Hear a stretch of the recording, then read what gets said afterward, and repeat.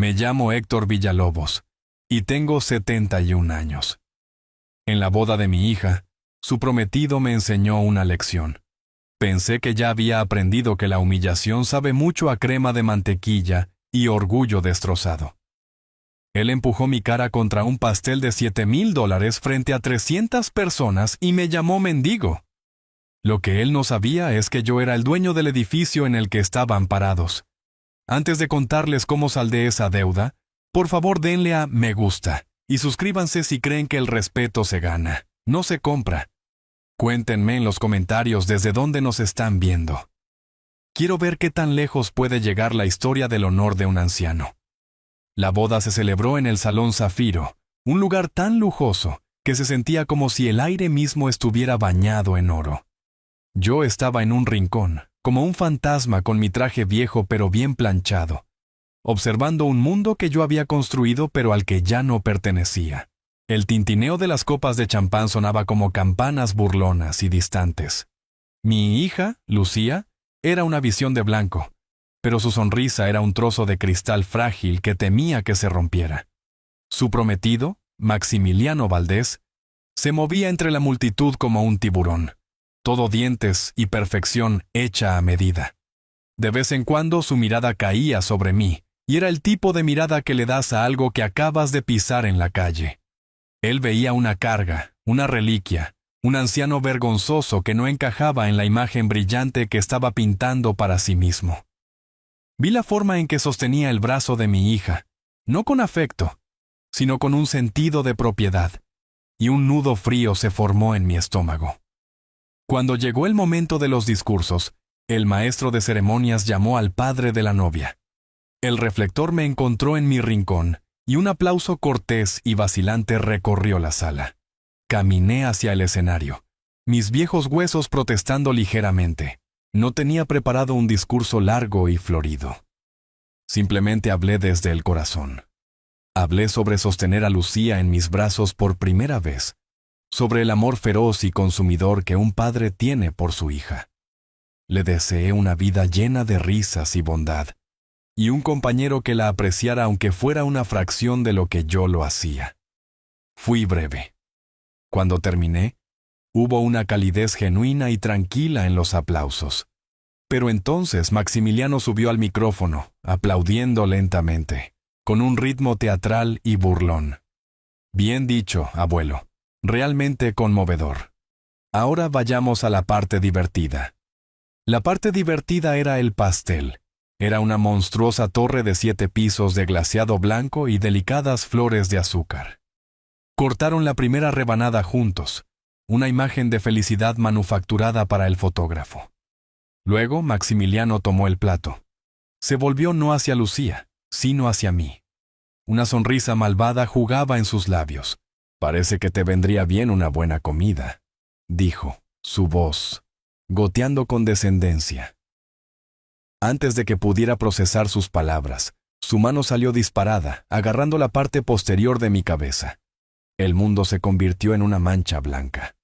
Sentí el crujido repugnante de la estructura del pastel cediendo, la mancha fría y grasienta de glaseado llenando mis fosas nasales, mi boca. La sala estalló. No en jadeos de asombro, sino en rugidos de risa de los amigos de Maximiliano. Tiró de mi cabeza hacia atrás, mi cara una máscara grotesca de crema y migajas. Se inclinó cerca, su voz un susurro venenoso para que todas las mesas cercanas lo escucharan. «Prueba un poco de postre, mendigo». Silencio. La risa murió tan rápido como había comenzado, reemplazada por una quietud espesa y sofocante. Lucía estaba congelada, su rostro un lienzo de horror e incredulidad. En ese momento de humillación total y aplastante, un nuevo sonido cortó el aire. Era una voz profunda y resonante con una furia indisimulada. «¿Qué en nombre de Dios crees que estás haciendo?» Era Arturo Mendoza, un hombre cuyo nombre abría puertas en todo el país, estaba de pie. Era uno de los desarrolladores más poderosos de la ciudad, y un hombre a quien Maximiliano había estado tratando desesperadamente de conocer durante meses. Arturo señaló con un dedo, no a Maximiliano, sino a mí. Ese mendigo es Héctor Villalobos. Retumbó su voz haciendo eco en el cavernoso salón de baile. Él fundó la constructora Villalobos. No solo es dueño de unos pocos edificios, pequeño, tonto, arrogante. Es dueño de la mitad de la maldita ciudad, incluido el suelo sobre el que estás parado. La cara de Maximiliano pasó de engreída a confundida, y luego a terriblemente pálida. La sangre se drenó de su rostro como si hubieran quitado un tapón, y en sus ojos vi el horror naciente de un hombre que acababa de darse cuenta de su error más grave. Mi nombre es Héctor Villalobos, y no soy un mendigo. Soy simplemente un hombre que se cansó de las mentiras que cuenta el dinero. A los 71 años he aprendido que el verdadero valor de un hombre no se encuentra en un estado de cuenta bancario, sino en los callos de sus manos y las promesas que cumple. No siempre fue así. Hubo un tiempo en que el nombre Villalobos era sinónimo de concreto y acero, de rascacielos que se alzaban para desafiar al cielo mismo. Constructora Villalobos no era solo una empresa. Era mi legado construido de la nada con solo 2 manos, una mente que nunca dejaba de calcular y un corazón que se negaba a aceptar el fracaso. Comía, dormía y respiraba planos, el rugido de las obras de construcción y la emoción de los tratos de varios millones de dólares. Lo tenía todo, una mansión que dominaba toda la ciudad, una flota de autos pulidos y un asiento en cada club exclusivo. Pero entonces, Cecilia, el amor de mi vida, me fue arrebatada. El cáncer me la robó pieza por pieza, y en el silencio ensordecedor de esa enorme mansión, me vi obligado a enfrentar una verdad amarga. Todas las torres que había construido, todos los ceros en mis cuentas, no podían llenar el vacío que ella dejó atrás. Eran solo paredes frías y vacías. La fortuna que había amasado se sentía como una montaña de piedras sin sentido. Así que tomé una decisión. Vendí todo. La mansión, los autos, las acciones en docenas de empresas. Mantuve la propiedad de constructora Villalobos, pero entregué las riendas a una junta directiva en la que confiaba. Luego me retiré. Me mudé a la pequeña casa de madera anidada junto a un lago. Esta no era una casa cualquiera. Era la que había construido para Cecilia con mis propias manos. El lugar donde habíamos planeado envejecer juntos, donde cada viga y tabla del piso estaba empapada en el recuerdo de su risa. Comencé a vivir un tipo de vida diferente. Una vida donde yo definía su significado, no la sociedad. La gente a menudo confunde la simplicidad con la pobreza. No pueden comprender la profunda alegría de reparar una cerca rota uno mismo, o la paz profunda de lanzar una línea de pesca al agua mientras sale el sol. Ven a un anciano con una camisa de franela desgastada y automáticamente llenan los espacios en blanco. Fracaso, lástima. Dejé que lo pensaran porque aprendí hace mucho tiempo que la gran riqueza es un imán para los oportunistas, un camuflaje perfecto para el peor tipo de carácter, y quería proteger a mi hija Lucía de hombres así. Pensé que al quitar la fachada de la fortuna, podría ver quiénes eran realmente las personas. Fue una prueba dolorosa e ingenua como resultó ser, pero nació del deseo de un padre de ver a su única hija encontrar un amor tan real como el que yo había perdido. Quería que encontrara a alguien que viera el valor en el hombre, no en la billetera. Esa camioneta vieja de 15 años. Es más parte de mí que los relojes caros que solía usar. Todavía hay un pequeño rasguño en el tablero de cuando a Cecilia se le cayó su anillo de bodas entre los asientos. Pasamos media hora riendo, golpeándonos las cabezas en la pequeña cabina mientras lo buscábamos. El asiento del pasajero está desgastado de una manera particular, moldeado a su forma por los miles de kilómetros que condujimos. Su mano siempre descansando en mi pierna, sus dedos tamborileando al ritmo de las viejas canciones en la radio. Vender esa camioneta se sentiría como desalojar su fantasma. Y esta ropa vieja es un mapa de una vida bien vivida. Esta vieja chaqueta de cuero tiene una leve cicatriz en la manga de un trozo de varilla de acero en la obra de la Torre Libertad. Recuerdo llegar a casa ese día cubierto de polvo y Cecilia simplemente me limpió la mejilla y me dijo que estaba orgullosa de la ciudad que estaba construyendo. Esta chaqueta era lo que llevaba puesto cuando firmamos los papeles para nuestro primer hogar verdadero. Esta ropa no es signo de pobreza, son testamentos, son las medallas de una campaña larga y feliz. Siempre había pensado que Lucía entendía eso. Cuando era una niña pequeña, le encantaba viajar en la vieja camioneta, su cabeza apenas asomándose por la ventana. Solía decir que olía a papá, pero luego Maximiliano Valdés entró en su vida y lentamente, como un veneno filtrándose en el suelo, las cosas comenzaron a cambiar. El cambio fue sutil al principio, un ligero cambio en su tono. Un domingo, ella me dijo: «Papá, algunos de mis amigos preguntaban, ¿por qué no te compras un auto más respetable?». La palabra respetable dolió. Fue la primera vez que miró mi vida a través de los ojos de otra persona y la encontró deficiente. Fue la primera vez que vio mis recuerdos no como tesoros, sino como chatarra. Una pequeña fisura apareció ese día, una pequeña grieta en los cimientos que pensé que habíamos construido juntos. No lo sabía entonces, pero era solo el comienzo. La grieta estaba a punto de hacerse mucho, mucho más ancha. Esa grieta más ancha apareció en forma de una transferencia bancaria. Comenzó como suelen hacerlo estas cosas, con una pequeña petición.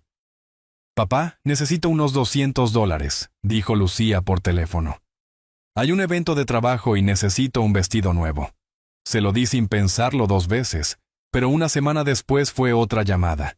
«Necesitamos $5,000 para el depósito de un viaje a la montaña». Maximiliano dice que es una oportunidad increíble para hacer contactos. La elección de palabras me golpeó. Necesitamos, no necesito. Maximiliano se había convertido en un socio silencioso en sus finanzas. Las peticiones comenzaron a fluir como agua de una presa rota. Nunca era para el alquiler o para la comida o para alguna necesidad real. Era para los adornos de una vida en la que ella estaba tratando de comprar su entrada. $1,000 para una mesa en una gala benéfica donde Maximiliano quería ser visto.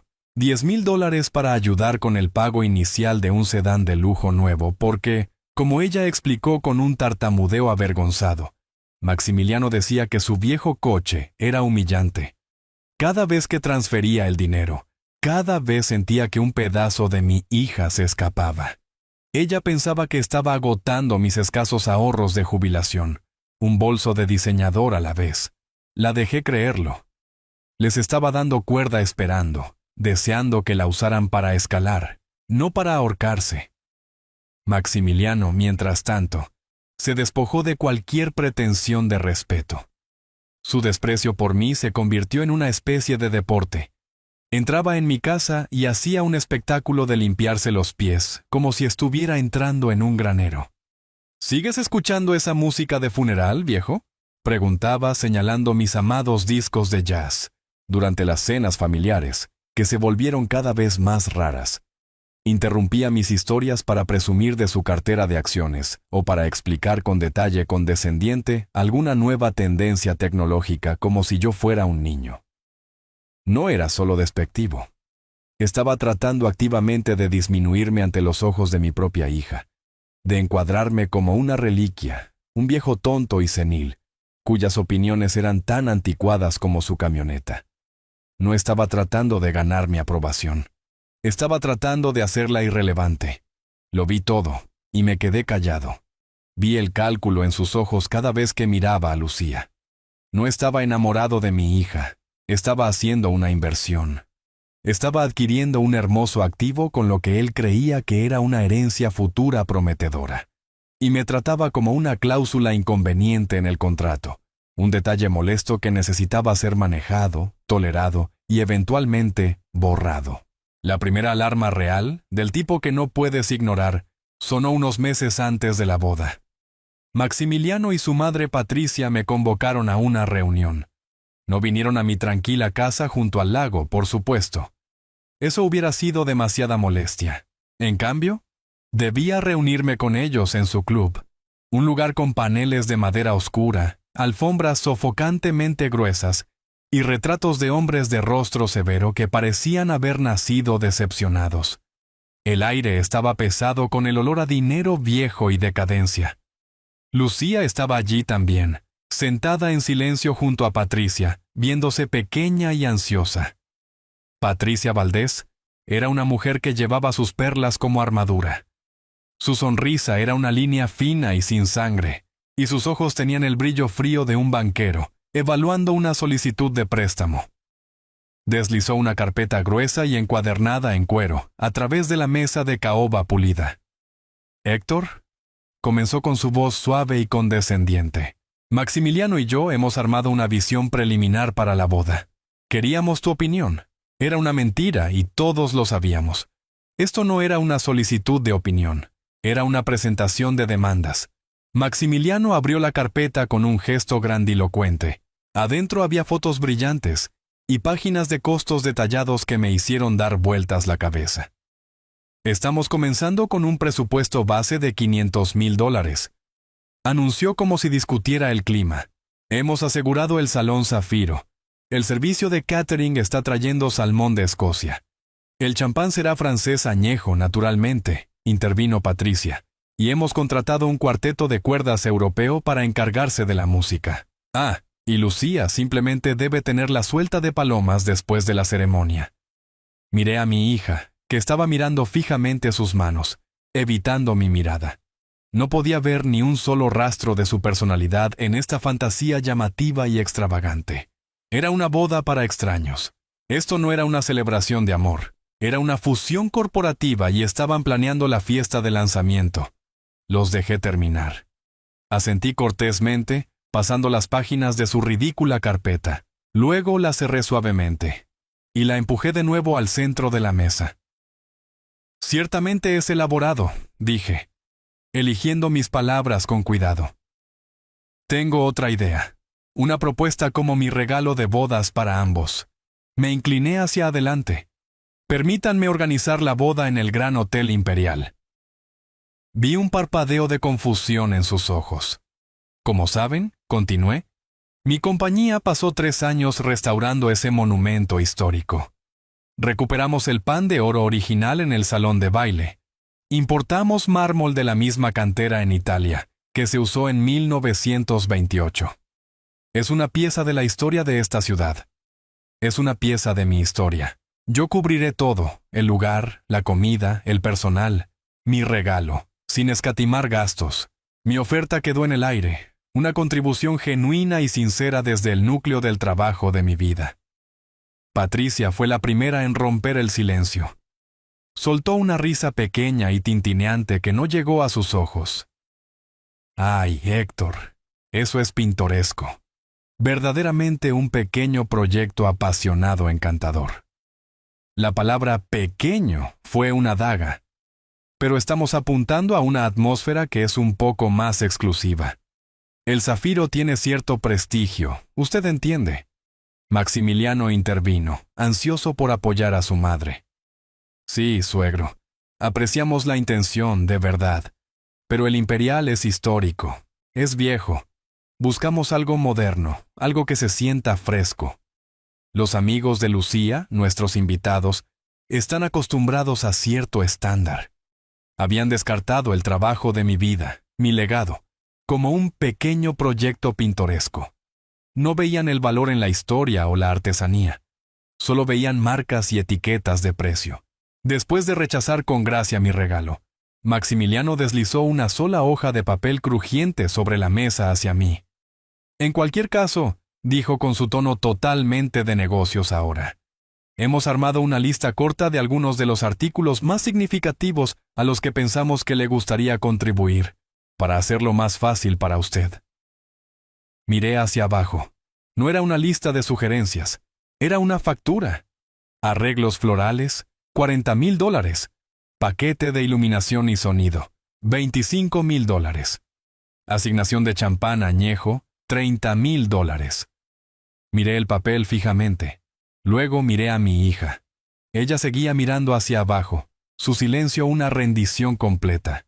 Y en ese momento, entendí con una claridad perfecta y escalofriante. No querían un suegro. No querían mi bendición ni mis regalos sinceros. Querían un patrocinador, un cajero automático. Y mientras me sentaba allí en esa habitación fría y silenciosa, me di cuenta de que ya no estaba solo viendo formarse una grieta. Estaba viéndolos tomar un mazo contra todos los cimientos. Unas semanas después de la reunión en el club, un sobre manila grueso llegó a mi casa por mensajería. Era de un bufete de abogados que no reconocí, dirigido a Lucía pero enviado a mi dirección. Mi mano temblaba ligeramente mientras lo sostenía. Se sentía frío, pesado con un significado que ya temía. Llamé a Lucía y le dije que tenía correo. Me dijo que simplemente lo abriera. Probablemente sea algo de los abogados de Maximiliano, dijo con un tono casual, casi aburrido. Él mencionó que enviarían algo. Así que lo abrí. El documento adentro era denso con el tipo de lenguaje diseñado para confundir e intimidar. Jerga legal apilada en párrafos gruesos y numerados. Pero yo no había construido una empresa de $1,000 millones siendo incapaz de leer un contrato. Me senté en la mesa de mi cocina, la misma mesa donde Cecilia y yo habíamos planeado nuestras vidas enteras, y comencé a leer. Era un acuerdo prenupcial. Y no era un escudo para proteger los activos de Maximiliano.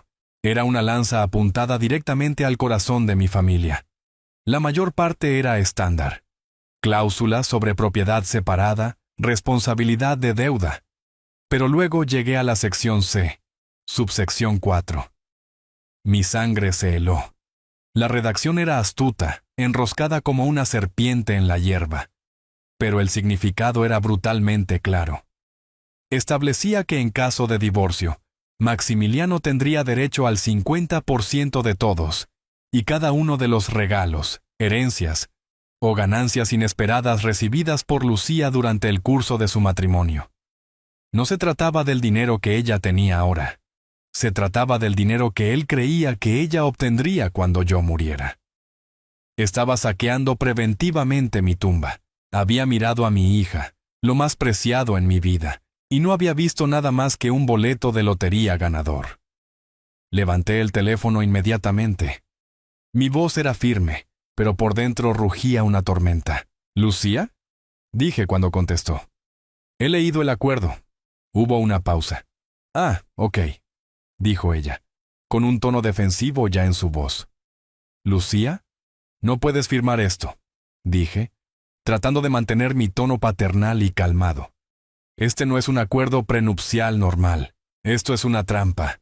El hombre está reclamando tu futuro. Dinero que ni siquiera está sobre la mesa todavía. Está planeando para mi muerte.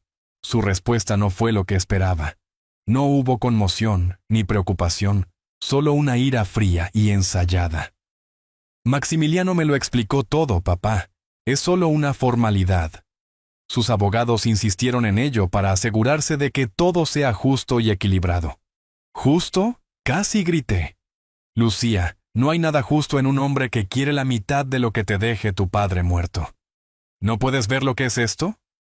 Entonces vinieron las palabras que me rompieron el corazón. No eran sus palabras, eran las de él, colocadas cuidadosamente en su boca. ¿Sabes, papá? Maximiliano me advirtió que te pondrías así. Dijo que tratarías de encontrar un problema con esto. Dijo que no confías en mi juicio. Me quedé sin habla. Él había anticipado mi reacción. Ya había envenenado el pozo. Él piensa que estás tratando de controlarme con tu dinero, incluso con la idea de él. Ella continuó, su voz ganando una confianza cruel. Esto se trata de amor y confianza, no de finanzas. Nuestro amor es más fuerte que un pedazo de papel. Lamento que no puedas ver eso. Esto no tiene nada que ver con el amor, mi hija. Supliqué, mi voz quebrándose. Esta es una transacción comercial para él. No, espetó ella. Es un matrimonio, y lo voy a firmar. Lo amo.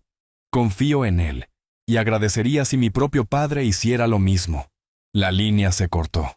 Ella me había colgado. Me senté allí, con el teléfono todavía presionado contra mi oreja, escuchando el tono demarcado. Estaba sosteniendo un documento que probaba que mi futuro yerno era un depredador, y acababa de enterarme de que mi propia hija estaba dispuesta a caminar directamente hacia su trampa, creyendo que era el camino a la felicidad. Él no solo iba tras mi fortuna, estaba robando a mi hija, una mentira a la vez. La alarma final, la que señalaba una invasión total, no sonó. Simplemente entró por mi puerta principal en un soleado martes por la tarde. Maximiliano y Lucía aparecieron sin avisar. Lucía tenía una energía nerviosa, un fuerte contraste con Maximiliano, quien entró con el derecho despreocupado de un rey regresando a su castillo. No era un invitado, era un inspector. El lugar del abuelo se ve acogedor, dijo, sus ojos escaneando mi sala de estar con desdén. ¿Acogedor? Era su palabra para pequeño y sin valor. Sostenía una revista brillante de diseño de interiores, enrollada como un bastón. Lucía y yo teníamos algunas ideas que queríamos comentarte. Pequeñas mejoras para aumentar el valor de la propiedad. Yo estaba de pie junto a la chimenea de piedra, la que había construido con mis propias manos. Piedras de campo elegidas una por una de la orilla del lago con Cecilia. Maximiliano caminó hacia ella y la golpeó con su revista. Toda esta cosa es tan oscura y rústica, declaró. Arrancaríamos esto primero. Reemplazarlo con una fachada limpia de mármol blanco. Muy minimalista. Realmente abriría la habitación, continuó, con Lucía siguiéndolo nerviosamente detrás como una sombra. Entró en mi estudio, mi santuario lleno de libros que eran como viejos amigos. Esta habitación tiene una gran luz, dijo, mirando más allá de los estantes. Perfecta para una sala de bicicletas estáticas, tal vez un pequeño gimnasio. Hacer que fluya algo de energía real aquí. Lucía ofreció una sonrisa débil. Ah, esa es una idea. Él ni siquiera la reconoció. Estaba en una racha. Un equipo de demolición de un solo hombre. En la cocina pasó una mano despectiva sobre los gabinetes de roble personalizados que yo había pasado un mes elaborando. ¿Toda esta madera está tan anticuada? Destriparemos todo este espacio. Acero inoxidable, encimeras de cuarzo, una nevera de vinos justo aquí. Permanecí en silencio durante todo el proceso. Me sentí como un fantasma en mi propia casa, un custodio de recuerdos que estaban a punto de ser arrasados. No solo hablaban de cambiar una casa, hablaban de borrar hasta el último rastro de la vida que había construido con mi esposa. Estaban planeando blanquear mi historia, esterilizar mis recuerdos. Después de haber derribado mentalmente cada pared, finalmente se sentaron en el sofá y Lucía, incitada por una mirada aguda de Maximiliano, comenzó a hablar. «Papá, estábamos pensando», comenzó. Su voz apenas un susurro. «Después de la boda, las cosas estarán un poco apretadas con todos los gastos. Pensamos que sería mejor si nos mudáramos aquí por un tiempo». Maximiliano intervino de inmediato, enmarcándolo como un acto de profunda generosidad. «Sí, suegro, solo para echarte una mano, ya sabes, vigilarte, asegurarnos de que tomes tus medicamentos y todo eso». Sonrió con un brillo depredador en sus ojos. «Y honestamente, nos ayudarán a ahorrar para un lugar propio adecuado. Todos ganamos». La hipocresía era impresionante. Estaban planeando gastar $500,000 en una fiesta de un día, pero afirmaban que necesitaban ahorrar dinero apoderándose de mi casa. Esperé a que cayera la otra zapata. No tomó mucho tiempo. «Y no tienes que preocuparte por nada», continuó Maximiliano suavemente, como si discutiera el clima. «Ya hemos comenzado a buscar algunas opciones para ti. Mi madre tiene una conexión en una comunidad de retiro muy encantadora a las afueras de la ciudad, Prados Dorados. Escuché que tiene un campo de golf fantástico. Estarías mucho más cómodo allí rodeado de gente de tu propia edad». Y ahí estaba, la imagen completa y monstruosa. Tomarían mi casa, el santuario que construí para Cecilia, y la destriparían. Vivirían aquí en la cáscara vacía de mi vida. Y yo, el anciano inconveniente, el recuerdo caminante y parlante que querían olvidar, sería enviado a una instalación para esperar tranquilamente el final. Ya no estaban siendo solo irrespetuosos, me estaban entregando una orden de desalojo de mi propia vida. Miré la chimenea, las piedras robustas que había colocado en su lugar, y sentí un tipo diferente de cimiento asentándose dentro de mí. No de piedra y mortero, sino de una resolución fría y dura. Mi paciencia finalmente se había agotado. La cena de ensayo fue el acto final antes del evento principal, y Maximiliano había elegido el escenario él mismo. Era un restaurante llamado Apertura, uno de esos lugares donde los platos son enormes, las porciones son diminutas y la cuenta es astronómica. La sala que había reservado era privada, pero se sentía fría e impersonal, todo ángulos agudos, vidrio y tonos grises apagados. Se sentía menos como una reunión familiar, y más como una junta directiva corporativa, donde se estaba a punto de anunciar una adquisición hostil. Me sentaron en el extremo más alejado de la mesa larga y estéril, un acto deliberado de marginación. Lucía se sentó en el medio, con una sonrisa tensa y frágil pegada en su rostro, riéndose un poco demasiado fuerte de cosas que no eran graciosas. Maximiliano, por supuesto, estaba en la cabecera de la mesa presidiendo la corte. Estaba en su elemento, un pavo real desplegando sus plumas. No estaba teniendo una conversación, estaba pronunciando un monólogo. Deleitó a su audiencia cautiva con historias de su última selección genial de acciones, una firma de biotecnología que estaba garantizada a triplicarse en el próximo trimestre. Mencionó casualmente un juego de golf que había tenido con un senador, soltando el nombre con la sutileza de un yunque cayendo. Describió su luna de miel planeada, un asunto de 2 meses que involucraba un yate privado en el Mediterráneo y un safari en Tanzania, como si estuviera discutiendo un viaje al supermercado. Sus padres, Patricia y su esposo silencioso, y perpetuamente no impresionado, escuchaban con orgullo extasiado, asintiendo y agregando sus propias afirmaciones de su brillantez.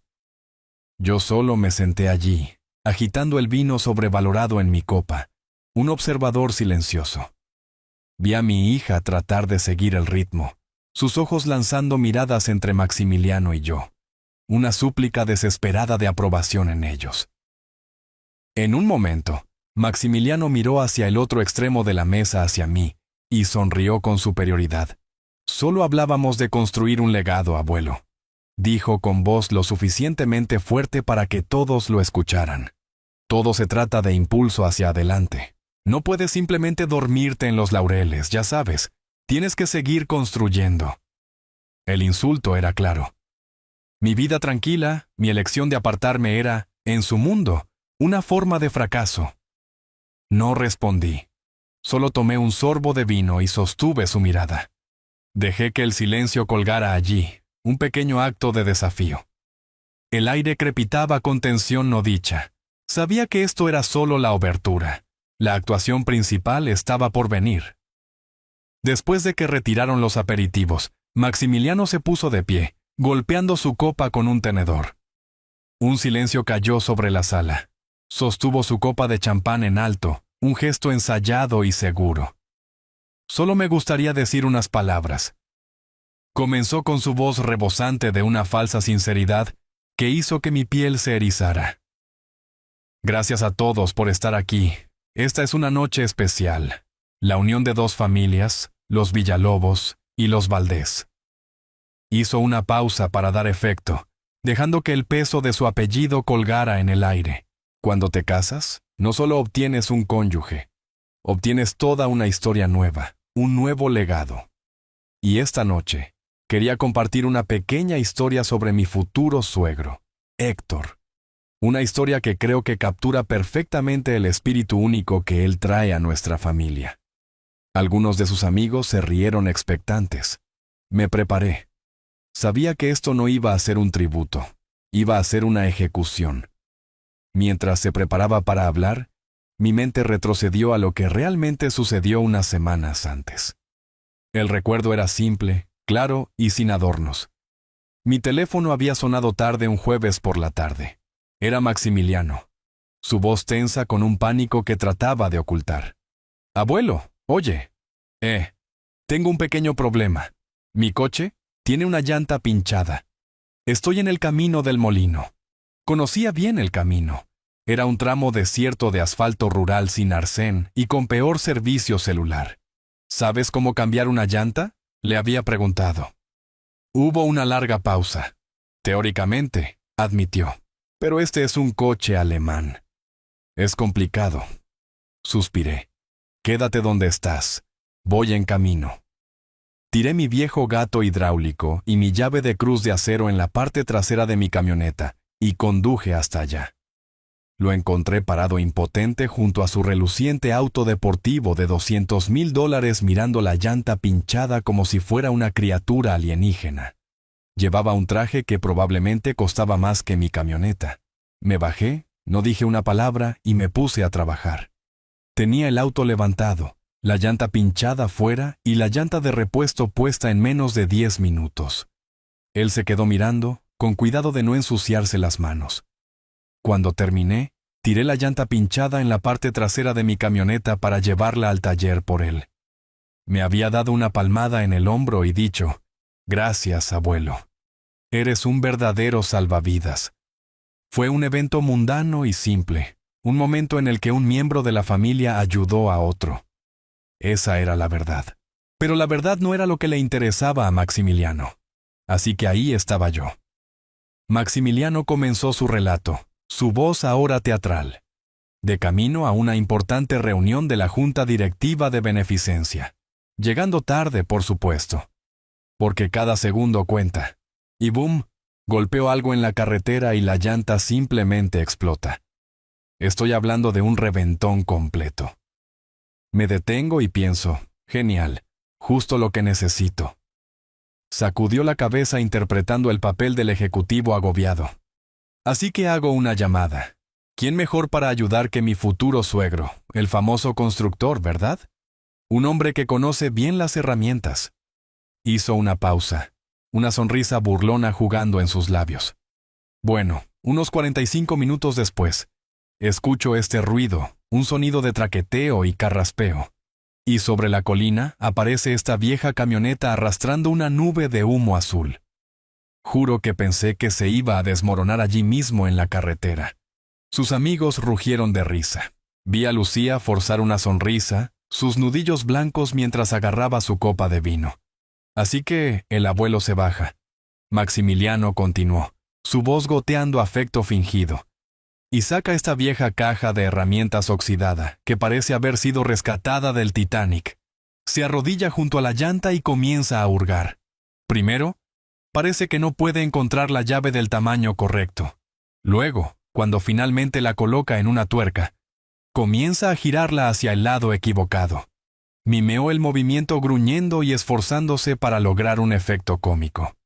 Estoy parado allí tratando de ser paciente, y le digo, «Abuelo, a la derecha se aprieta, a la izquierda se afloja. Mecánica básica, ya sabes». Ah, la risa creció más fuerte. Finalmente quita las tuercas, y luego viene el gato. ¡Ay, el gato! Maximiliano puso su cabeza entre sus manos como si reviviera un gran trauma. Desliza esta cosa vieja y destartalada debajo del auto, y comienza a bombear. El auto sube, pero se tambalea como un ciervo recién nacido. Literalmente tuve que saltar y sostener el auto firme yo mismo. Tuve visiones de mi máquina de $200,000 estrellándose contra el asfalto. Mi vida pasó ante mis ojos. Esto era pura ficción. Cada palabra una mentira deliberada y maliciosa. Pero la contó con tal convicción. Quita la llanta. Finalmente cubierto de grasa de la cabeza a los pies. Parecía un mapache. Fue realmente algo adorable. Me miró directamente, luego un brillo triunfante en su ojo. Pero ¿saben qué? Lo logramos. Tomó la mayor parte de una hora. Muchas respiraciones profundas y un poco de entrenamiento suave de parte de su servidor. Pero llegamos allí al final. Fue un verdadero momento de unión. Levantó su copa hacia mí. Realmente me enseñó el valor de la paciencia cuando se trata de nuestros mayores. Así que un aplauso para el abuelo, un hombre que demuestra que nunca es demasiado tarde para aprender un truco nuevo, incluso si necesitas un poco de ayuda. La sala estalló en aplausos y risas. Fue una clase magistral de humillación entregada con una sonrisa. Miré a través de la mesa a Lucía. Ella estaba aplaudiendo, una mirada dolorida y vacía en sus ojos negándose a encontrar mi mirada. Eso fue todo. Ese fue el momento. Su silencio fue más fuerte que todas sus risas. Fue el sonido de su traición final y completa. Y en ese instante, algo dentro de mí cambió. La calidez que tenía por mi hija, la esperanza paciente de que viera la verdad, todo simplemente se congeló. Se solidificó en algo frío, duro e irrompible. La tristeza se desvaneció y en su lugar había una claridad profunda y escalofriante. El hombre que yo era hace un minuto, el padre amoroso, el anciano paciente, murió allí mismo en esa mesa. Y en su lugar nació alguien más, un hombre que había construido un imperio de la nada. Un hombre que entendía de cimientos. Y un hombre que sabía con absoluta certeza que toda la estructura frente a él estaba podrida hasta la médula y necesitaba ser derribada. La risa de su historia retorcida finalmente comenzó a disminuir. Pero Maximiliano levantó una mano, un gesto que decía, «No he terminado». Una sonrisa satisfecha, casi benévola, se extendió por su rostro. «Pero esa pequeña aventura en la carretera», dijo su voz tomando un tono serio y reflexivo, «no fue solo una historia divertida. Fue una llamada de atención. Me enseñó que nuestra responsabilidad con nuestra familia no termina cuando crecemos. De hecho, es cuando realmente comienza». Miró alrededor de la mesa, haciendo contacto visual con sus padres, luego con Lucía. Estaba preparando el escenario, posicionándose como el hijo noble y responsable. Lucía y yo hemos estado hablando mucho últimamente. Continuó colocando una mano sobre la de mi hija. Ella se estremeció con un movimiento pequeño, casi imperceptible, y hemos estado preocupados. Hemos estado preocupados por ti, papá. Todo solo allá afuera en esa gran casa junto al lago. Es mucho para que una persona lo maneje. El mantenimiento, el aislamiento. Queremos que tengas compañía. Queremos que estés seguro, que tengas atención profesional disponible si alguna vez la necesitas. Hizo una pausa, dejando que la preocupación fingida se hundiera. Queremos que puedas relajarte verdaderamente y disfrutar de tus años dorados sin una sola preocupación en el mundo. Luego se volvió hacia mí, sus ojos brillando con una sinceridad enfermiza y manufacturada. Así que como nuestro regalo especial para ti, para mostrarte cuánto te amamos, y queremos darte la bienvenida a nuestra nueva vida juntos. Nos hemos encargado de todo. Sonrió radiante como si estuviera a punto de presentarme un boleto de lotería ganador. Hemos asegurado un lugar para ti en una de las mejores comunidades de retiro del estado. Se llama Prados Dorados. Es más como un club de campo en realidad. Tiene un campo de golf de campeonato, una piscina cubierta climatizada, comidas gourmet y un programa completo de actividades sociales. Estarás rodeado de gente de tu propia edad haciendo nuevos amigos. Está todo arreglado. Puedes mudarte justo después de nuestra luna de miel. La sala quedó en silencio por un segundo.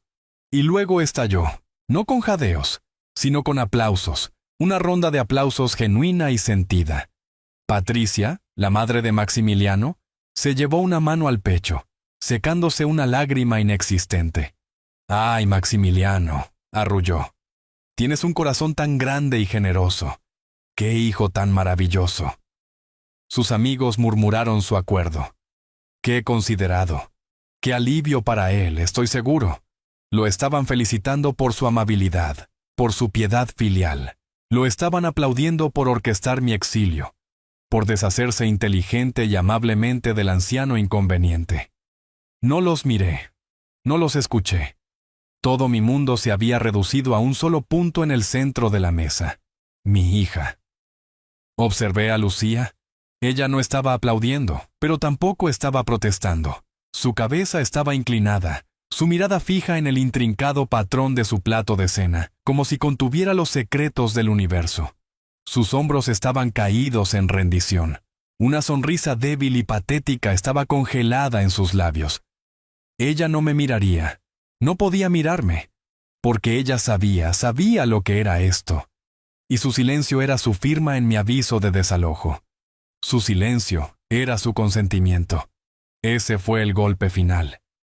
La historia sobre la llanta fue una humillación. Esto fue un asesinato de mi vida. No solo estaban faltando al respeto a mi pasado, estaban ejecutando la hipoteca de mi futuro. Habían discutido y decidido sobre el capítulo final de mi vida sin consultarme, como si fuera una pieza de propiedad para ser administrada. En su mundo moderno perfecto, yo era solo un cabo suelto, y acababan de atarme en un pequeño lazo limpio, listo para ser descartado. No sentí nada, ni ira ni tristeza, solo la certeza tranquila y absoluta de un inspector de edificios condenando una estructura que estaba podrida hasta sus mismos cimientos. La decisión estaba tomada. La guerra había comenzado. Me senté allí en medio de los aplausos, una estatua en el centro de un banquete. Los sonidos de la habitación parecían deformarse y desvanecerse, el tintineo de los vasos y la charla alegre convirtiéndose en un zumbido distante y sin sentido. Sentí una extraña y profunda quietud asentarse sobre mí, una calma tan profunda que era casi aterradora. No era el entumecimiento del shock o el dolor sordo de la tristeza. Era la quietud absoluta que viene después de que un edificio se derrumba, cuando el polvo todavía está colgando en el aire y la forma final de la destrucción se aclara. En ese momento, vi todo con una claridad cristalina perfecta. Vi la profundidad de su codicia, la totalidad de su falta de respeto. Esto no era un malentendido. Esto no era arrogancia juvenil. Este era un plan calculado y metódico para borrarme. Miré a Maximiliano sonrojado por la victoria, y no vi a un tonto. Vi a un enemigo. Miré a mi hija, con la cabeza todavía inclinada en silenciosa complicidad, y no vi a una víctima. Vi a una cómplice, la parte de mi corazón que había mantenido la esperanza por ella, que había inventado excusas por ella. Simplemente se convirtió en piedra. El padre paciente se había ido. El arquitecto permanecía, y sabía con la certeza de un topógrafo estudiando un mapa exactamente lo que había que hacer. Conduje a casa desde la cena de ensayo en un estado de profunda calma. Las luces de la ciudad pasaban borrosas por mi ventana, pero no vi ninguna de ellas. Mi mente era una habitación tranquila y ordenada, donde todos los muebles finalmente se habían puesto en su lugar adecuado. El dolor, la confusión, la esperanza persistente, todo había sido barrido, dejando atrás solo el piso frío y limpio del propósito. No fui a la sala de estar ni a la cocina. Caminé directamente a mi estudio, la habitación que tan casualmente habían programado para demolición para dar paso a una bicicleta estática. Me senté detrás de mi viejo escritorio de roble, el que había usado durante 40 años para firmar contratos que construyeron horizontes. La madera sólida y familiar se sentía como un ancla en un mar agitado. Durante mucho tiempo, simplemente me senté allí en la oscuridad, el aroma de libros viejos y cuero a mi alrededor como un sudario reconfortante. Ya no estaba de duelo. El duelo es una emoción caótica y desordenada. Esto era diferente. Este era el enfoque tranquilo de un arquitecto revisando un plano defectuoso justo antes de una demolición controlada. Había pasado años de mi vida construyendo cosas para durar. Edificios, una empresa, una familia.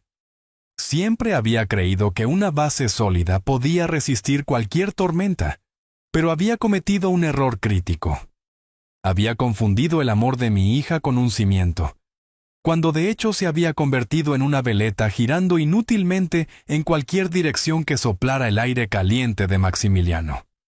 El amor por mi hija todavía estaba allí, por supuesto, enterrado profundamente bajo capas de decepción y resolución. Pero ya no era el principio rector. Un deber más frío y pragmático había tomado su lugar. Un deber con el legado que había construido con Cecilia. Un deber con el concepto mismo de integridad que ahora estaba bajo asalto directo. Esto no se trataba de castigar a mi hija. Se trataba de enseñarle una lección sobre el valor que trágicamente había desaprendido. Una lección que sería severa, sí, pero también necesaria. Mi mano se sintió firme mientras alcanzaba el viejo teléfono fijo en mi escritorio. No necesitaba buscar el número. Lo marqué desde una memoria grabada en piedra. Sonó 2 veces antes de que una voz nítida y profesional respondiera. ¿Marina Torres? Marina, dije, mi voz tranquila pero clara en la habitación silenciosa. Soy Héctor. Hubo una breve pausa en el otro extremo. Héctor. Es pasada la medianoche. ¿Está todo bien? Miré por la ventana hacia el agua oscura y tranquila del lago. Todo, dije lentamente, es exactamente como predijimos que podría ser algún día. Dejé que el peso de esa frase se asentara entre nosotros. Luego di la orden.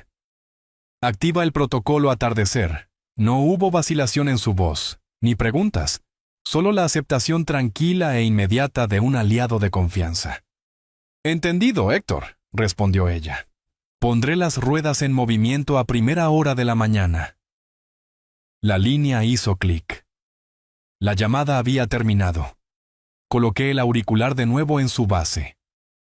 El sonido fue suave, pero en la quietud de la noche, se sintió como el estruendoso sonido metálico de una gran palanca siendo tirada, poniendo en movimiento imparable una vasta y poderosa máquina largamente inactiva.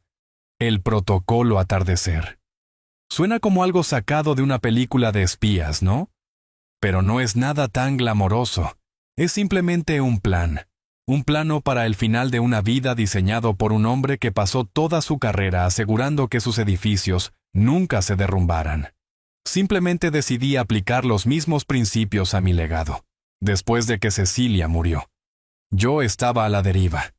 El silencio en nuestra gran casa era una presencia física. Y mi fortuna se sentía como una maldición, un blanco gigante pintado en mi espalda. Vi lo que le sucedió a otros hombres de mi generación. Vi a sus hijos y a sus nuevos cónyuges dando vueltas como buitres, su dolor apenas ocultando su impaciencia por la lectura del testamento. Vi sus legados despilfarrados en autos rápidos y aventuras tontas. No permitiría que eso le sucediera a lo que Cecilia y yo habíamos construido. El trabajo de nuestra vida estaba destinado a crear, no a ser consumido por la codicia.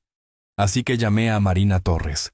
Marina ha sido mi abogada por más de 30 años.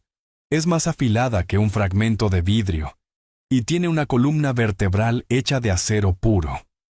Nos sentamos en mi estudio durante una semana con planificadores financieros y expertos en fideicomisos, y construimos una fortaleza. No una fortaleza de muros y puertas, sino de papel y ley. Lo llamamos el protocolo atardecer. El primer principio fue el aislamiento. Mi riqueza personal, del tipo que alguien podría buscar en un registro público, se redujo a casi nada.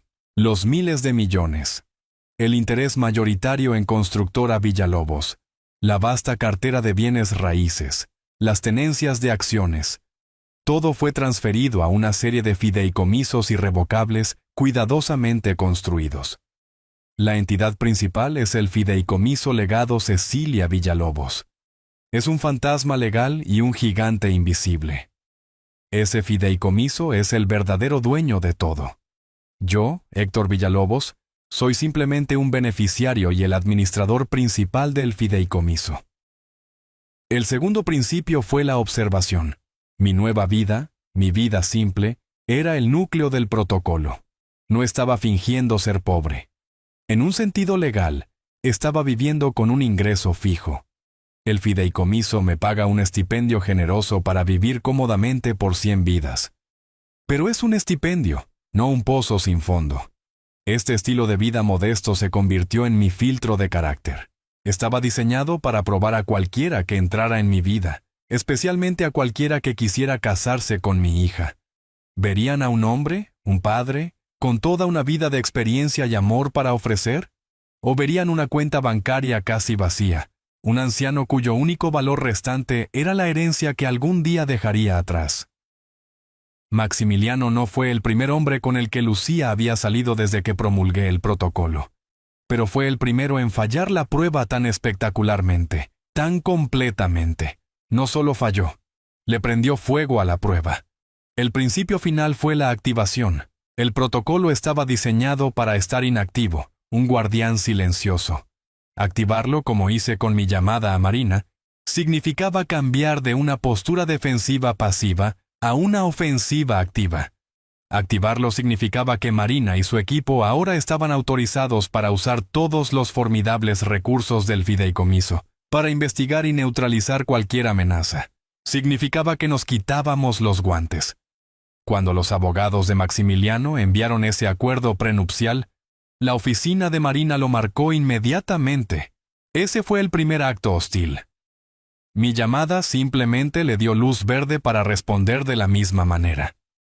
La activación significa que un equipo de contadores forenses, los mejores en el negocio, comenzó una inmersión profunda en las finanzas de la familia Valdés. Es por eso que sabíamos que estaban al borde de la bancarrota. Significa que un equipo de investigadores privados comenzó a investigar la vida de Maximiliano, sus negocios, su carácter. Significa que cada documento legal, cada interacción, ahora estaba siendo analizado como evidencia en una guerra que yo no había comenzado, pero que tenía toda la intención de terminar. El nombre Protocolo Atardecer fue idea de Marina. Ella dijo que era porque era un plan para el atardecer de mi vida, una manera de asegurar que cuando mi sol finalmente se pusiera, su luz continuara brillando en las cosas que importaban, en la caridad, en la comunidad, en el legado de la mujer que amé, y no se perdiera en la oscuridad codiciosa que intentaba tragarse a mi familia entera. Lo que Maximiliano y Lucía no entendieron es que no puedes engañar a un hombre que ha pasado su vida leyendo la letra pequeña. No puedes estafar a un hombre que dibujó los planos de todo el juego. Pensaron que estaban tratando con un anciano frágil en una casa pequeña. No tenían idea de que estaban tratando de demoler un rascacielos con un par de martillos de juguete. El protocolo era el cimiento, y estaba a punto de mostrarles lo que sucede cuando confundes un lecho de granito con un parche de tierra blanda. Después de la llamada con Marina, había una pieza más para poner en su lugar. Esta no era una llamada a un abogado, era una llamada a un hermano de armas. Arturo Mendoza y yo habíamos estado juntos en las trincheras durante 40 años. Comenzamos como rivales, dos jóvenes desarrolladores hambrientos tratando de tallar un pedazo de la ciudad para nosotros mismos. Pero durante décadas de competencia brutal, forjamos un respeto profundo y duradero el uno por el otro, que eventualmente floreció en una amistad rara y poderosa. Arturo era una de las pocas personas que quedaban en esta tierra que conocía al hombre. Yo no era solo la leyenda o el balance general. Él conocía mi amor por Cecilia, mi orgullo por mi trabajo y mi silencioso desprecio por la nueva raza de trajes elegantes y vacíos que se habían apoderado de nuestro mundo. Marqué su número privado. Contestó al segundo timbrazo, su voz un ladrido grave familiar. Más vale que esto sea bueno, Héctor. Me despertaste de un sueño muy caro. Arturo, soy yo, dije, renunciando a cualquier cortesía. Estoy cobrando un favor. El humor desapareció de su voz al instante. En 40 años, nunca le había pedido un favor. Él sabía que esta no era una llamada casual. ¿Qué pasa? ¿Qué ocurre? Necesito que me digas lo que sabes sobre la familia Valdés, dije. Pude escucharlo sentarse en la cama. Los Valdés, un clan de pavos reales con plumas apolilladas. Su abuelo hizo una fortuna en transporte marítimo. Su padre despilfarró la mayor parte en mal arte y peores caballos de carreras, y el heredero actual, Maximiliano, es un anuncio ambulante de colonia barata y desesperación. Han estado endeudados hasta el cuello durante años, pidiendo prestado contra una reputación que ya no poseen. ¿Por qué preguntas por esos payasos? Porque su heredero se casa con mi hija mañana, dije en voz baja. El silencio en el otro extremo de la línea era pesado. Cuando Arturo volvió a hablar, su voz era baja y peligrosa. Héctor, ¿qué ha hecho? Así que se lo conté. Le conté todo.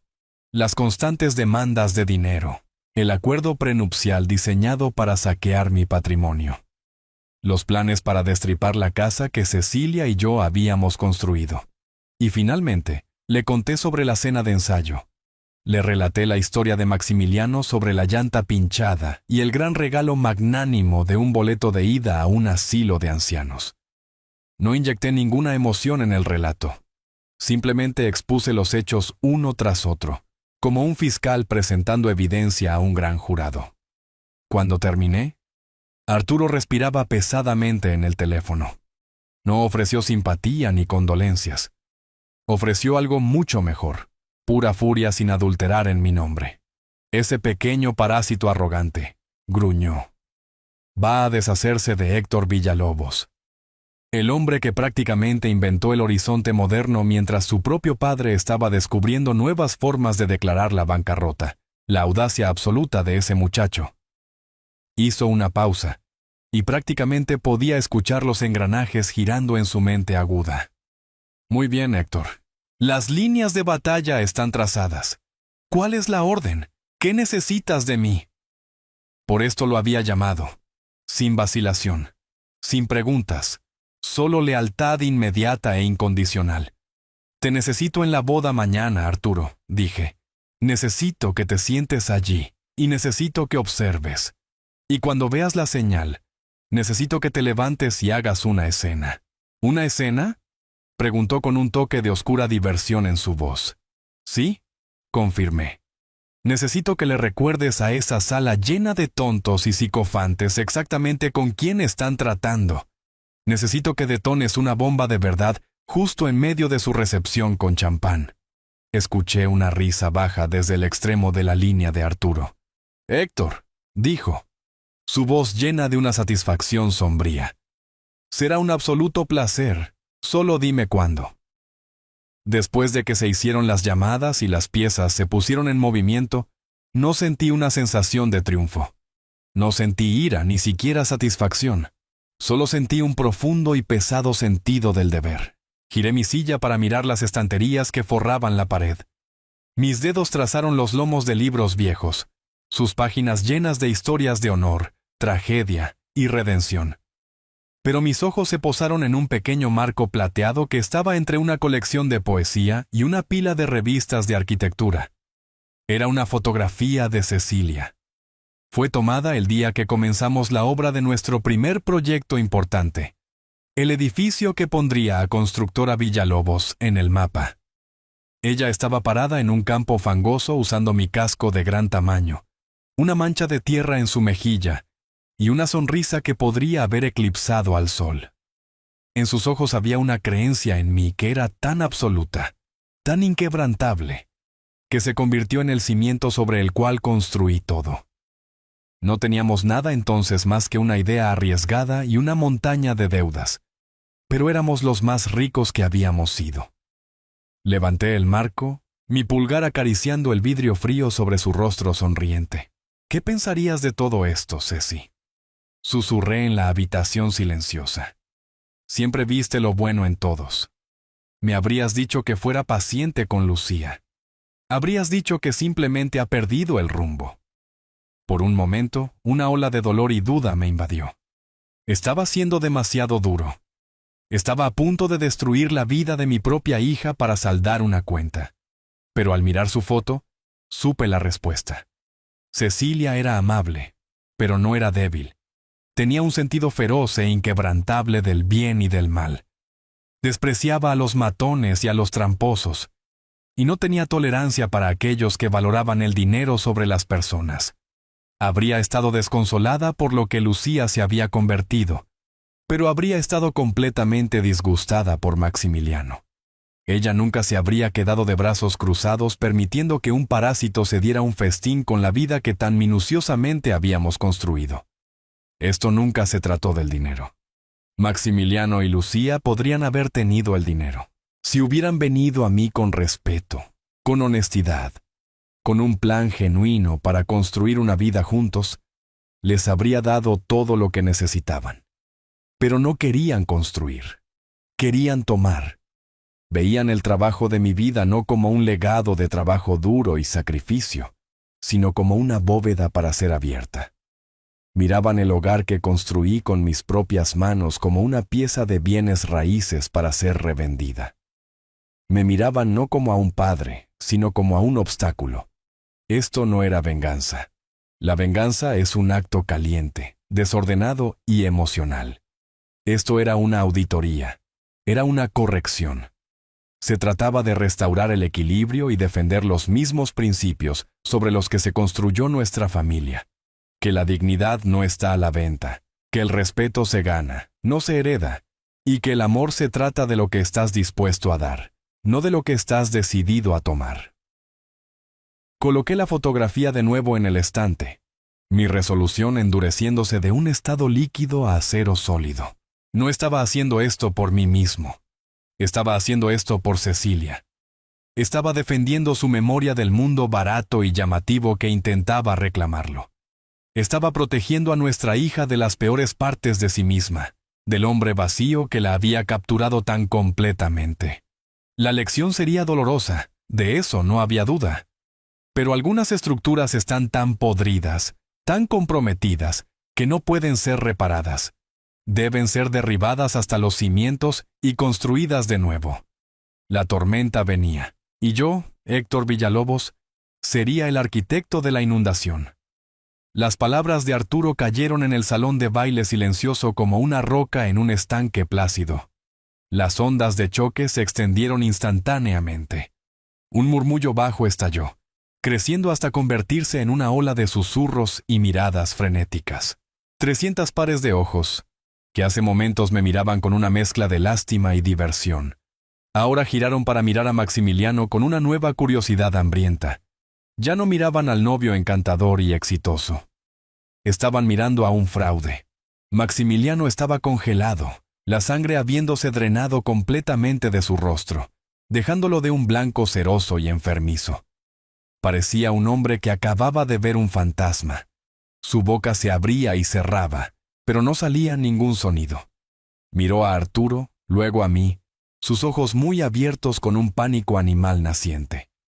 Trató de reír, un sonido ahogado y estrangulado que murió en su garganta. Eso es una broma, ¿verdad?, tartamudeó, buscando apoyo a su alrededor. Una broma muy graciosa y muy cara, abuelo, diles. Pero yo ya no era el abuelo. Mientras todos los ojos estaban puestos en él, me moví con una gracia lenta y deliberada que había estado ausente durante años. Metí la mano en el bolsillo de mi chaqueta y saqué un pañuelo blanco limpio, uno de los viejos monogramas de Cecilia todavía visible en la esquina. No me apresuré. No mostré ninguna emoción. Comencé a limpiar metódicamente el desastre pegajoso y dulce del pastel de mi cara. Me limpié las cejas. Me quité el glaseado de la nariz. Me limpié los labios. Cada movimiento fue preciso, económico y tranquilo. La postura frágil y ligeramente encorvada del hombre de 71 años había desaparecido. Me paré más derecho, mis hombros cuadrados. La mirada en mis ojos, que había sido de humillación dolorida, era ahora de una evaluación fría y desapasionada. Ya no era la víctima en este drama. Yo era el director, y el acto final apenas comenzaba. El hombre que había tropezado hacia el escenario para dar un discurso sincero. Había sido reemplazado por el hombre que había enfrentado a jefes sindicales, funcionarios municipales corruptos y competidores despiadados durante 40 años, y nunca había perdido. Maximiliano vio el cambio en mí. La vista de mi fría compostura pareció aterrorizarlo más que el estallido de Arturo. Su propia compostura se hizo añicos por completo. «¡Está mintiendo!», chilló finalmente Maximiliano, su voz quebrándose, apuntando con un dedo tembloroso a Arturo. «Es un viejo senil, y este también», gritó, gesticulando salvajemente hacia mí. «Es un viejo tonto, arruinado y patético que vive en una choza. Diles, Lucía, diles a todos, está mintiendo». Pero Lucía estaba en silencio, su rostro enterrado en sus manos, su cuerpo temblando con sollozos silenciosos. Terminé de limpiarme la cara y doblé cuidadosamente el pañuelo sucio, colocándolo de nuevo en mi bolsillo. Luego miré a Maximiliano directamente a los ojos. Mi voz, cuando finalmente hablé, no era fuerte, pero cortó sus chillidos de pánico como una navaja silenciando toda la habitación. «Maximiliano, Dije con mi tono nivelado y peligrosamente tranquilo. Parece que has cometido un error de cálculo bastante significativo. Justo cuando la negación frenética de Maximiliano alcanzó un punto álgido, las grandes puertas dobles en la parte trasera del salón de baile se abrieron de golpe. Una mujer entró. No era ruidosa ni llamativa, pero su presencia tuvo un efecto de silenciamiento inmediato en la sala. Esta era Marina Torres. Estaba vestida con un traje gris carbón perfectamente hecho a medida. Su cabello plateado cortado en un estilo moderno y afilado. Llevaba una delgada cartera de cuero, y sus movimientos eran nítidos y eficientes, desprovistos de cualquier movimiento desperdiciado. Ella no se apresuró. Caminó por el pasillo central con un paso firme y medido, sus tacones haciendo clic suavemente en el piso de mármol. Ella no era una invitada, eso era obvio. Irradiaba un aura de autoridad pura y sin diluir. La energía caótica y chismosa de la sala pareció retraerse a medida que se acercaba, como si una reina acabara de entrar en su corte. Sus ojos, agudos e inteligentes detrás de un par de gafas minimalistas, escanearon la escena. La cara de pánico de Maximiliano, la forma colapsada de Lucía, la postura desafiante de Arturo y finalmente yo. Me dio un solo asentimiento, casi imperceptible. Era una confirmación, una señal de que la siguiente fase estaba comenzando. Se detuvo a mi lado frente a la atónita fiesta de bodas. No necesitaba un micrófono. Su voz era tranquila, clara, y llevaba un poder inherente que cortaba los susurros restantes. «Buenas noches», dijo con tono fresco y profesional. «Mi nombre es Marina Torres. Soy la asesora legal del señor Héctor Villalobos». Colocó su cartera en una mesa cercana y la abrió. «Pido disculpas por la interrupción. Tengo solo unos pocos puntos breves de aclaración para presentar». El equilibrio de poder en la sala no solo había cambiado, había sido completa e irrevocablemente volcado. Marina dio un leve asentimiento a un técnico al costado de la sala, y la gran pantalla del proyector detrás del pastel de bodas, que había estado mostrando una presentación romántica de Lucía y Maximiliano, cobró vida. Las fotos fueron reemplazadas por una imagen nítida y clara de un documento legal. Era una escritura de propiedad. Un jadeo colectivo recorrió la sala. «Comencemos con nuestra ubicación actual», dijo Marina con voz tranquila y firme. El Salón Zafiro, un establecimiento fino, muy prestigioso, muy caro. Usó un pequeño puntero láser para resaltar el nombre del propietario en el documento. El nombre no era una persona, sino una corporación. Inversiones Cecilia LLC. Inversiones. Cecilia, explicó Marina, es una subsidiaria de propiedad total del Fideicomiso Legado Cecilia Villalobos, establecido por el señor Villalobos hace 10 años. Dejó que esa información colgara en el aire por un momento antes de continuar. Esto significa que cada dólar gastado en este evento, desde el salmón escocés del que el señor Valdés estaba tan orgulloso hasta el champán añejo y el pastel de $7,000 que ahora decora la cara de mi cliente, fue pagado por el señor Villalobos. El silencio en la sala era ahora absoluto. Maximiliano miraba la pantalla como si fuera una sentencia de muerte. «El señor Villalobos no se ofreció a contribuir a esta boda», continuó Marina con voz afilada como un bisturí. «Él financió todo el asunto de principio a fin a través de una cuenta discrecional que él controla.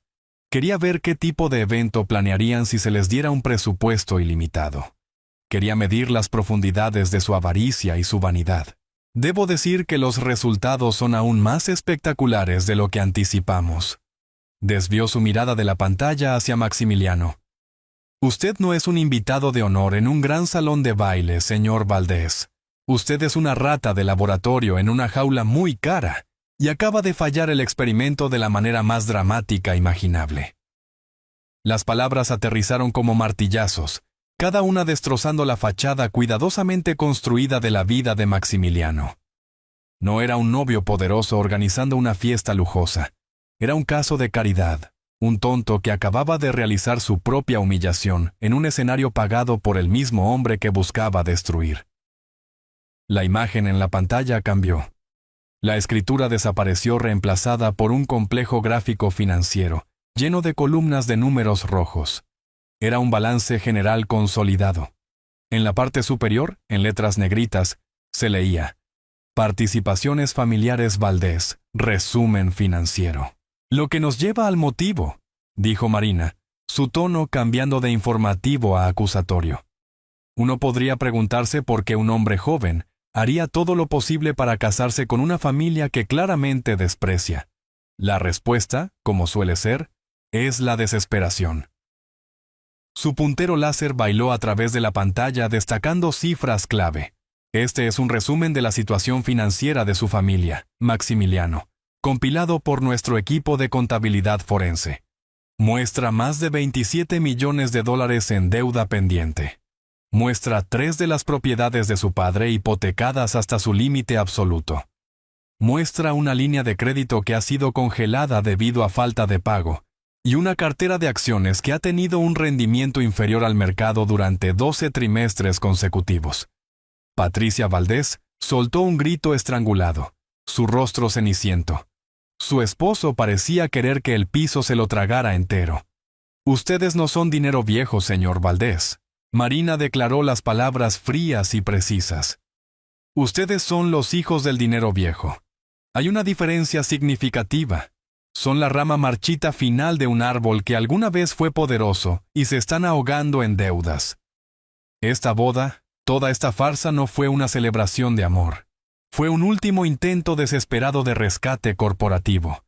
No se estaba casando con Lucía Villalobos. Estaba intentando una adquisición hostil de su futuro. Marina hizo clic en un botón y apareció una nueva diapositiva que mostraba copias de solicitudes de préstamos que Maximiliano había presentado recientemente. Todas rechazadas. Necesitaba esto. Usted creía que al casarse con la hija del arruinado Héctor Villalobos, obtendría acceso a una herencia futura que resolvería todos sus problemas. Estaba apostando a la muerte de mi cliente para salvarlo de su propia incompetencia financiera. Finalmente, la pantalla cambió por última vez. Ahora mostraba una copia del acuerdo prenupcial que Lucía había firmado. Un enorme sello rojo estaba superpuesto sobre el texto. Nulo. Y eso nos lleva a la pieza final de su plan fallido, dijo Marina mirando directamente a Maximiliano. Este documento, una pieza de trabajo legal bastante depredadora, diseñada para otorgarle el 50% de cualquier herencia futura. Hay 2 problemas con él. Levantó un solo dedo. Primero, bajo la ley estatal, un acuerdo prenupcial puede anularse si se demuestra que es inconcebible o si se firmó basándose en una tergiversación fraudulenta del propio estado financiero. Dado que se presentó como un vástago rico en lugar de un hombre al borde de la bancarrota, creo que tenemos un caso muy fuerte para lo último. Luego levantó un segundo dedo. Pero más importante, y mucho más simple, este contrato no tiene valor porque el activo al que apunta no existe. Hizo un gesto hacia la pantalla. La casa del señor Villalobos, la pequeña casa que tan generosamente planeó renovar después de enviarlo a Prados Dorados, fue colocada en el fideicomiso legado Cecilia Villalobos hace una década. Nunca ha sido su propiedad personal para legar. Un nuevo documento apareció en la pantalla. Una directiva de fideicomiso. Marina resaltó la cláusula clave. Tras el fallecimiento del señor Villalobos, la propiedad y el terreno en el que se encuentra serán donados inmediata e irrevocablemente al Hospital Infantil Líder del Estado, para ser utilizados como un retiro terapéutico para niños con enfermedades terminales y sus familias. Marina bajó el puntero láser. No hay casa que heredar, Maximiliano. No hay propiedad multimillonaria que embargar. No hay herencia. La bóveda que intentó con tanto esfuerzo abrir ha estado vacía todo el tiempo. La revelación final aterrizó con la fuerza de un golpe físico. La primera en romperse fue Patricia. Un sonido estrangulado y animal escapó de su garganta, antes de que sus ojos se pusieran en blanco y colapsara de lado en su silla. Una cascada de perlas y dignidad destrozada. Su esposo, un hombre que había permanecido en silencio e invisible toda la noche, Simplemente se dobló sobre sí mismo. No se desmayó. Simplemente se arrugó, enterrando su rostro en sus manos como un niño tratando de esconderse de un monstruo. Maximiliano mismo no emitió ningún sonido. Simplemente miró fijamente la diapositiva final en la pantalla, su sueño de salvación convirtiéndose en ceniza ante sus ojos. Luego cayó de rodillas, no con un estrépito, sino con un descenso lento y sin huesos. Una marioneta a la que le acababan de cortar los hilos. La dinastía Valdés no había terminado con una explosión, sino con un gemido silencioso y patético. Con la familia Valdés en ruinas, un desastre de su propia creación. Mi atención se volvió hacia la pieza final de los escombros. Mi hija. Caminé hacia donde Lucía todavía estaba sentada, con el cuerpo sacudido por los sollozos. No levanté la voz. No le di un sermón. El tiempo para eso había pasado hacía mucho. Hablé en voz baja, mi voz desprovista de la calidez que una vez tuvo por ella, reemplazada por la finalidad fría y dura de un juez dictando una sentencia. Este hombre no te amaba, Lucía. Dije con voz baja y firme. Amaba una ilusión de riqueza que pensó que representabas. La elección de qué hacer ahora es tuya. Puedes quedarte con este hombre vacío. Pero mi nombre, mi legado y mi apoyo nunca serán parte de esa vida. Has elegido sus valores sobre los nuestros. Ahora debes vivir con ellos. La miré, mi hija, una extraña con un rostro familiar. Si alguna vez encuentras el camino de regreso a los principios con los que fuiste criada, sabes dónde vivo. Pero la puerta solo se abrirá para la hija que recuerdo, no para la mujer que veo ante mí ahora. Me aparté de ella, mi asunto en este lugar concluido. Capté la mirada de Marina al otro lado de la sala. «¡Marina!», instruí con voz clara y firme. «Por favor, asegúrese de que cada miembro del personal aquí esta noche, los camareros, los aparcacoches, los músicos, reciba una bonificación equivalente al doble de su salario por la noche. En cuanto al presupuesto restante asignado para este evento, transfiera hasta el último centavo al Fondo Conmemorativo Cecilia Villalobos, en el Hospital Infantil. Hágalo a primera hora de la mañana. Este espectáculo de codicia financiaría un año de atención compasiva. Eso se sentía correcto. Eso se sentía como un final apropiado. No miré atrás. Caminé hacia las grandes puertas, con la espalda recta, dejando los restos de la boda detrás de mí. Arturo Mendoza se puso a mi lado, dándome una palmada pesada y reconfortante en el hombro. Salimos al aire fresco de la noche, los sonidos del caos desvaneciéndose detrás de nosotros. Arturo soltó un suspiro largo y lento. «Bueno, Héctor», dijo con una sonrisa sombría, «tengo que admitir que eso fue infinitamente más satisfactorio que una adquisición hostil». No pude evitar dejar que una pequeña y cansada sonrisa tocara mis propios labios. Han pasado varios meses desde esa noche. Estoy sentado en el porche de mi casa junto al lago. Una taza de café caliente calentando mis manos mientras veo el amanecer pintar el agua en tonos de oro y rosa. Los pájaros cantan. El aire está limpio. He encontrado una paz tranquila. La puerta trasera cruje al abrirse detrás de mí. Es Lucía. Está sola. Se ve más delgada, y la fachada cara y vacía que solía usar ha desaparecido. En sus ojos no veo ni un rastro de derecho, solo un parpadeo profundo, profundo y frágil de remordimiento. Nuestra historia no ha terminado, pero ha comenzado un nuevo capítulo. Esta vez se construirá sobre una base de verdad.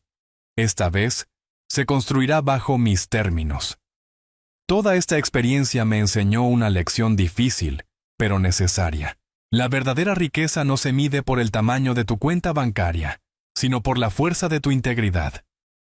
Durante años pensé que la paciencia era la forma definitiva de amor, pero aprendí que a veces, el acto más amoroso es crear un conflicto doloroso para proteger los mismos valores que tu familia ha olvidado. Se trata de defender un legado de dignidad, no solo un legado de dólares. La fuerza no se trata de cuánto puedes soportar en silencio, sino de tener el coraje de exigir respeto, incluso si eso significa derribar todo para construirlo de nuevo. Cuéntenme en los comentarios, ¿cuándo es correcto dejar de ser paciente y comenzar a defenderse?